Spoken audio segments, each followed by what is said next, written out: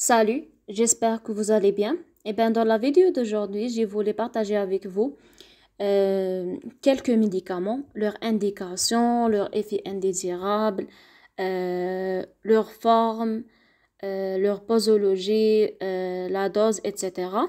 Je précise que ce fichier n'est pas fait par moi. Je l'ai retrouvé sur un groupe Facebook qui s'appelle Conduite à tenir. D'accord? Donc, je remercie celui qui l'a partagé. Donc, on commence. Donc, cette vidéo contient des médicaments utilisés dans la gastro, par exemple, des EPP, des laxatifs, des antidiarrhéiques, des antispasmodiques. On a aussi des antalgiques, des antibiotiques. D'accord. Donc, on commence par les laxatifs.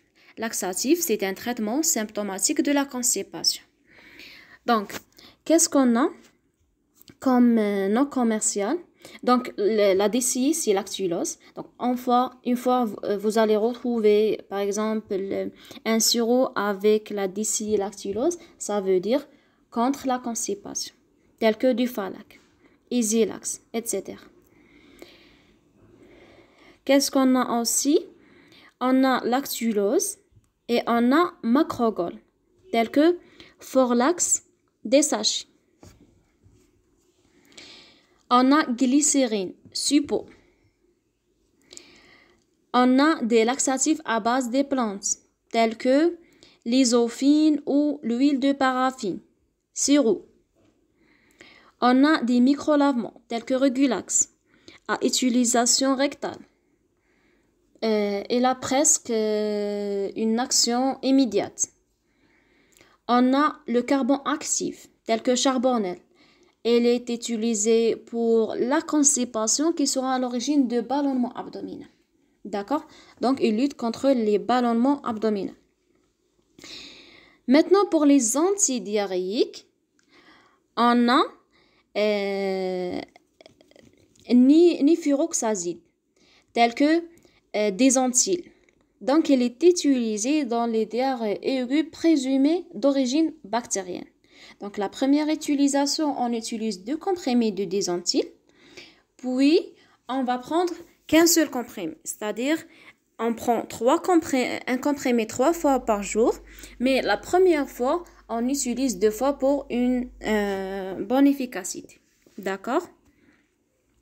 On a l'opyramide, qui est un ralentisseur du transit, tel que Imodium ou Dimipra ou l'opyridal. On a Racicadotril, tel que Tiorfon. Pour les antispasmodiques, on a Trémébutine ou Debreda, d'accord. Et lutte contre les douleurs abdominales qui ont comme origine les spasmes du tube digestif, d'accord. On a Fluoroglucinol, connu sous le nom de Spasfon, sous forme de comprimé lyoc, sous forme de suppôt et sous forme d'injection EM ou EV. D'accord. Pour les antidiarrhéiques, on a Smecta, connu. Les antispasmodiques, on a Bedelix, des sachets. On a aussi Methiospasmine. C'est une association alvérine et siméticone. Elle est utilisée pour le syndrome d'intestin irritable ou connu sous le nom du côlon nerveux. D'accord? Elle lutte contre le météorisme, les ballonnements abdominaux, les douleurs abdominales, etc. D'accord? Donc, un comprimé 2 à 3 fois par jour, avant les repas ou au moment des douleurs de façon générale. Methoxine aussi, c'est une association Spasfon plus siméticone. Aussi pour les manifestations fonctionnelles intestinales.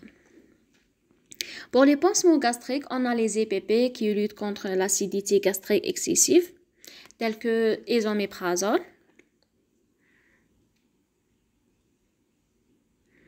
Les antispasmodiques, on a Mibivirine, connu sous le nom du Spatalin. D'accord. On a Pinavirium. D'accord. Et pour les EPP, on a des esoméprazole, pantoprazole et oméprazole, c'est le plus connu, sous le nom de Lomax au proton, gélule de 10 à 20 mg. 10 pour l'enfant et 20 pour l'adulte. Et une gélule 2 fois par jour ou juste une fois par jour. D'accord? Connu sous le nom de Lomax et Ontac aussi. On a l'enzoprazole ou isoproton. Et pour les ANS, on a diclofénac de potassium et diclofénac de sodium. D'accord?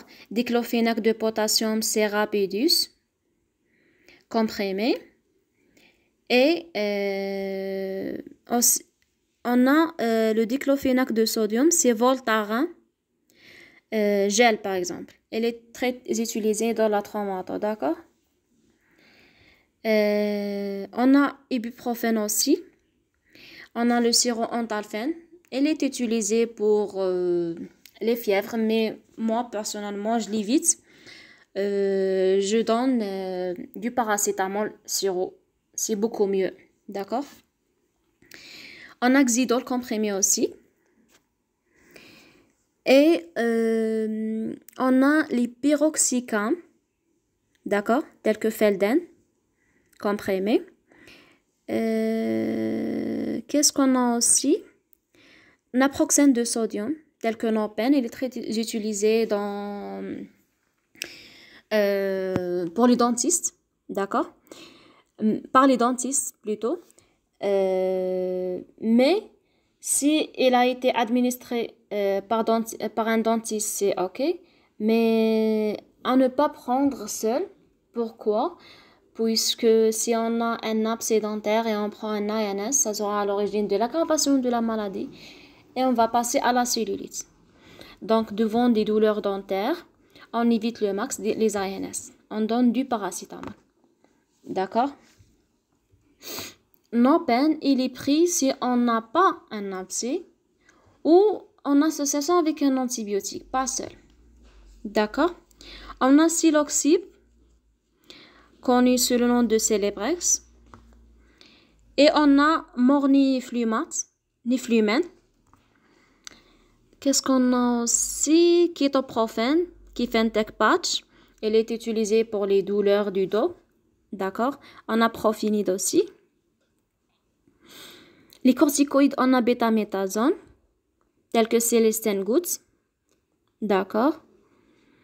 Tels que Tabeta.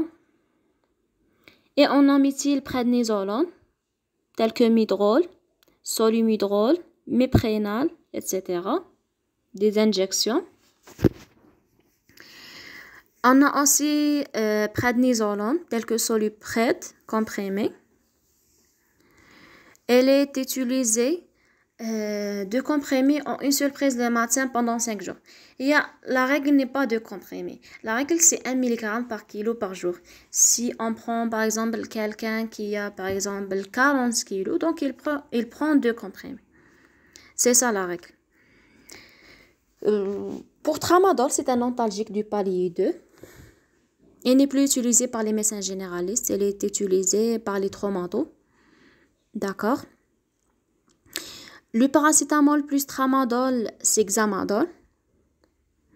Paracétamol plus caféine, c'est extrapanadol. Extra, ça veut dire caféine, d'accord? De façon générale. Pour les C3G, on a Cefixime, connu sous le nom d'Orocan. C'est un antibiotique. C2G, Sulfuroxime. D'accord? Et le paracétamol plus la codéine, c'est un antalgique du palier 2. Elle est utilisée dans les maux de tête très intenses. Par exemple, ceux de sinusite. Donc, connu sous le nom de Codoliprane. Ça veut dire codéine. D'accord? Les macrolides, ce sont des antibiotiques. On a la spiramycine ou rovamycine. Spiramycine plus métronidazole, c'est biorogile. Elle est utilisée par les dentistes puisque les métronidazole, c'est fragile et lutte contre les bactéries du tube digestif qui sont des anaérobiques, le plus souvent des BGN. D'accord? On a les macrolides, toujours, on a azithromycine ou Zithromax. Il était utilisé dans la pandémie du coronavirus. D'accord? On a 250 et on a 500. Soit on prend 500 une fois par jour pendant 3 jours, soit on prend 250, 2 comprimés le premier jour, puis un comprimé pendant 4 jours.